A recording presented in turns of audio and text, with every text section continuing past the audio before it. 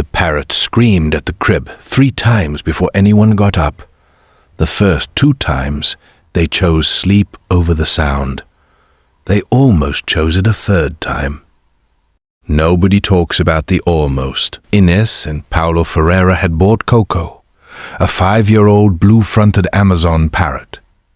Before their marriage, before their daughter, before the white crib in the room at the end of the hall, he had lived with them through every version of their life.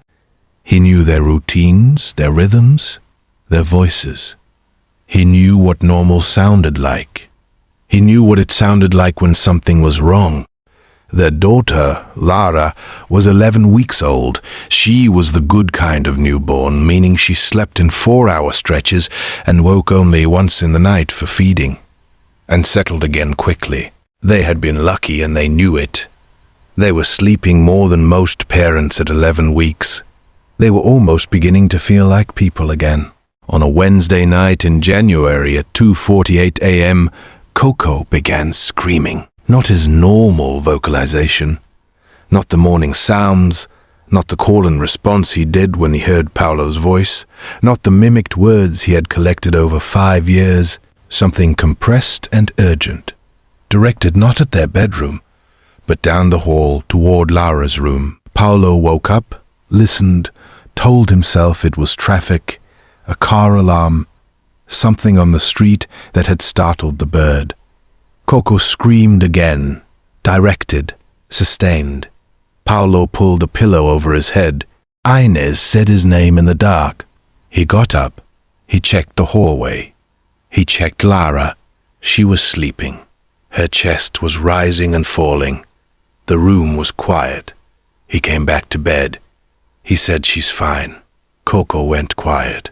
At 3:17 a.m., Coco screamed again. Paulo lay still for 45 seconds. Then he went back down the hall.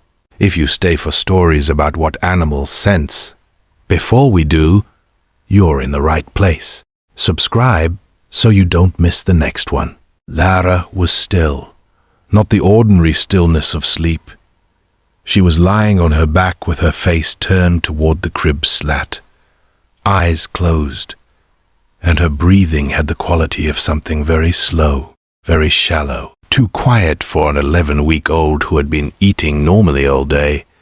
Paulo put his hand on her chest. He called Ines's name before he felt anything definitive. He didn't need to feel anything definitive. Something in the picture was wrong in the specific way that parenthood teaches you to recognize even before you can name it.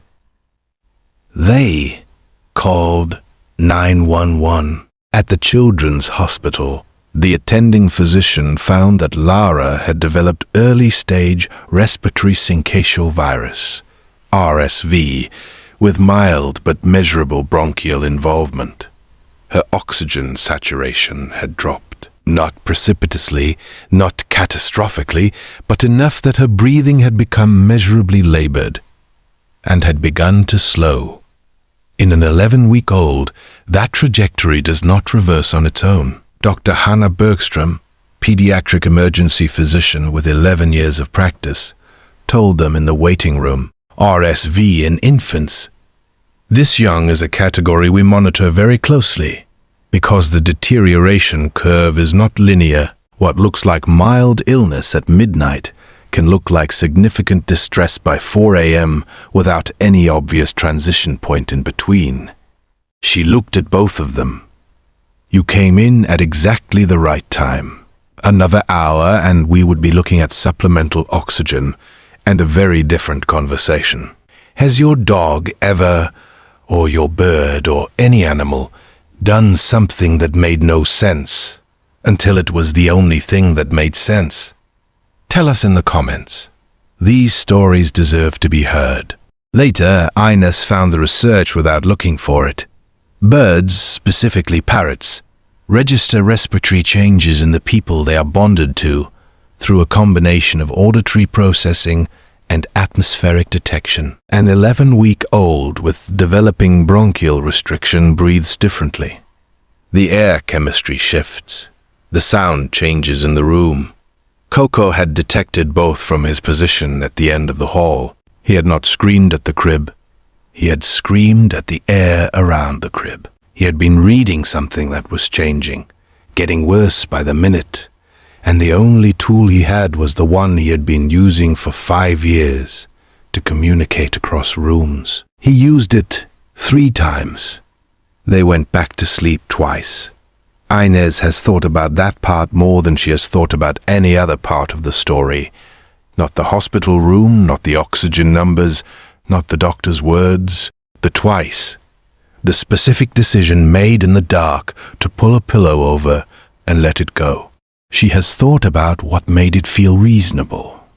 The streetlight theory, the car alarm theory, the parrot wants attention theory. She has thought about how each of those explanations was complete enough that it required no further examination. She has thought about how available wrong answers are at 3 a.m. When you are exhausted and your baby has been sleeping normally and nothing has given you any reason to believe tonight is different from any other night. She has thought about the 45 seconds Paolo lay still on the 3rd alarm before he got up. She does not say this to make herself feel worse. She says it because she thinks it is the most important 45 seconds in the story. And the most important part of it is not what happened during them, but the fact that he moved. At the end of 45 seconds, he moved. Paolo has thought about it differently. He has thought about Coco, about the 5 years of cohabitation that gave the bird a baseline so precise he could detect deviation from it through a closed door and across a dark hallway. He has thought about what that kind of attention looks like from the inside of a small creature who cannot explain what he knows, only perform it. He has thought about what it costs an animal to keep trying after being ignored, the second attempt, the third, and what kind of loyalty underlies that persistence. He has no word for it that feels sufficient. He has stopped looking for one. Every guardian deserves to be recognized, even the ones who never asked for anything in return. If stories like this matter to you, subscribe so you never miss the next one. Lara came home in 4 days. When Enos carried her through the front door, Coco went very quiet, the specific quiet he made when he was paying full attention to something. He watched Lara the whole time Enos walked past his perch. He made no sound at all. When Inez put Lara down in the bouncy chair across the room, Coco tilted his head and said, in Paolo's voice, in a phrase he had heard Paolo say every morning for 5 years, "She's fine." Neither of them has been able to explain that part to anyone. They have stopped trying. Next time, a dog who walked into a room stopped, turned around, and refused to go back in. 3 days later, what was living in the walls of that room answered every question they hadn't known they needed to ask.